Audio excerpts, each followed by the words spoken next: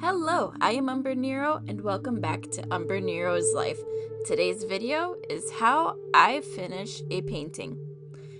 So, as you can see, I jumped right into this, and these are paintings that I did in 2024 that needed to get sealed that I had just gotten around to. And my process is actually very simple. It doesn't matter if it's a flat canvas or if it is a stretched canvas.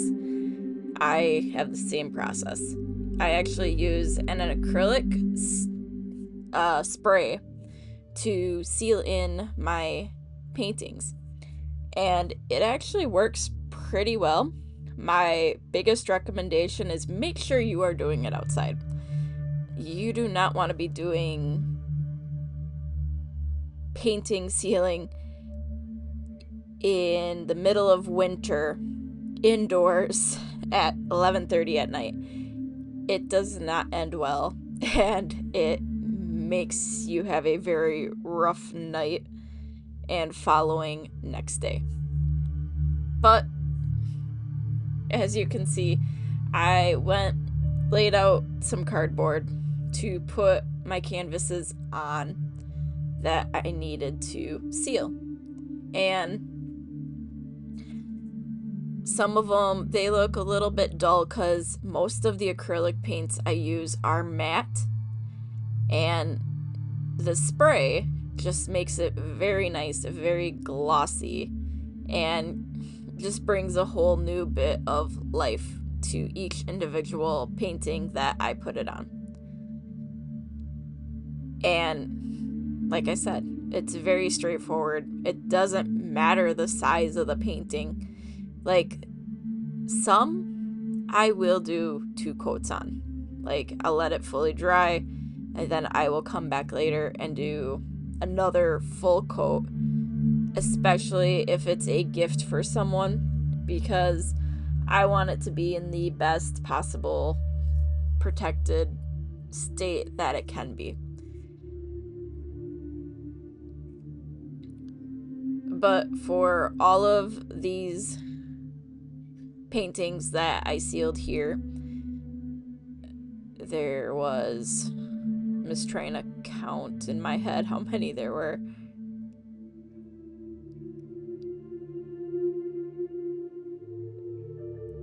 I believe there's 8 of them. This only took me in total like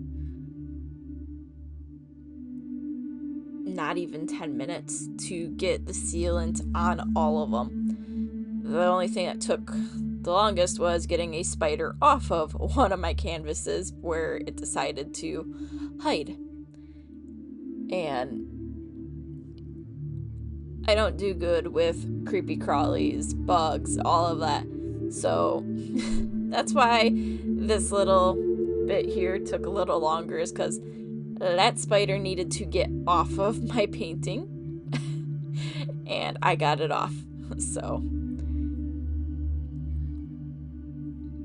but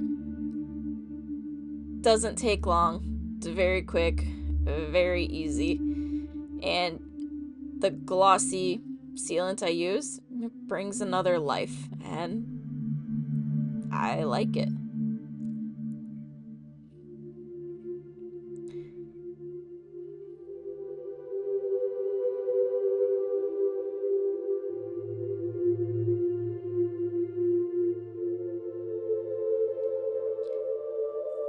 So I figured I would then show how I actually put my hardware on my stretched canvases, because they actually get hardware, whereas my flat board canvases don't. Those you can put up with double-sided tape, or you can try to use a command strip.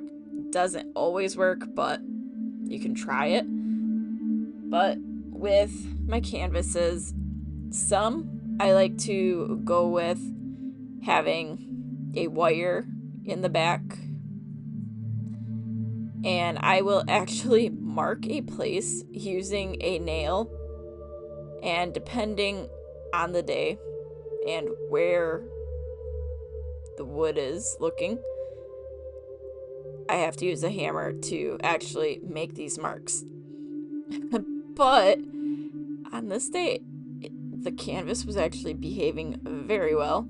Did a quick measurement to make sure I had it in the same rough spot, and I did. So making a mark with a nail, and then came twisting in the little eye hooks that the wire ends up getting fished through.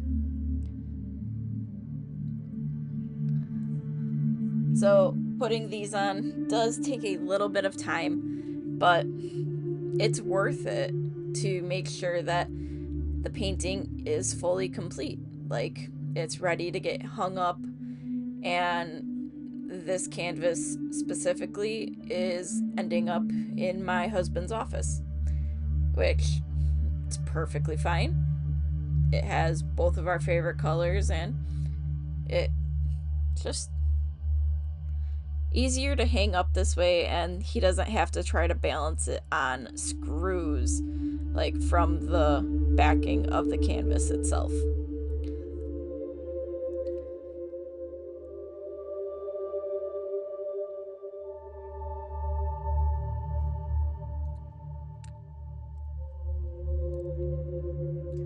Sometimes, depending on how hard the wood is on a specific canvas, I will actually take pliers to twist these eye hooks in, because it can be a pain to get them in. But then the other pain is the wire. And one of the things that I have done is I will cut way too much wire for the size of canvas it is going on. Like this one. So I was just trying to estimate, said, oh, this should be just enough. I almost had like 2 lengths worth of wire here, and I didn't realize it until I started twisting the wire on. But I wanted it to go a certain way and make sure it actually was going to work the way I wanted. I realized I might need to swap what way these are going, so that way after they're wrapped they won't easily come out.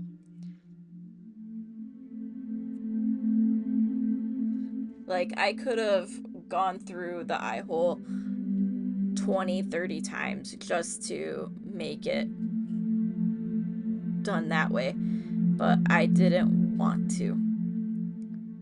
So it was the twisting constantly over the wire as I was going. The first side is always the one that you have a little bit more trouble with, and you just need to get it to behave. So I got it to actually stick pretty well there. Then it was doing it the opposite way, which this one, as you're wrapping it, you're also making sure this is tight, because you want the wire as tight as you can. Like, I know I'm gonna learn some better techniques eventually, but this is what I'm doing currently, which is an upgrade from where I was on some of my early paintings. But there's that, and it balances pretty well actually on that wire, even though it's not perfectly level. And then I have my other way that I do my mounting stuff, is I will actually take a little thing that you're meant to hang a picture on from a nail, and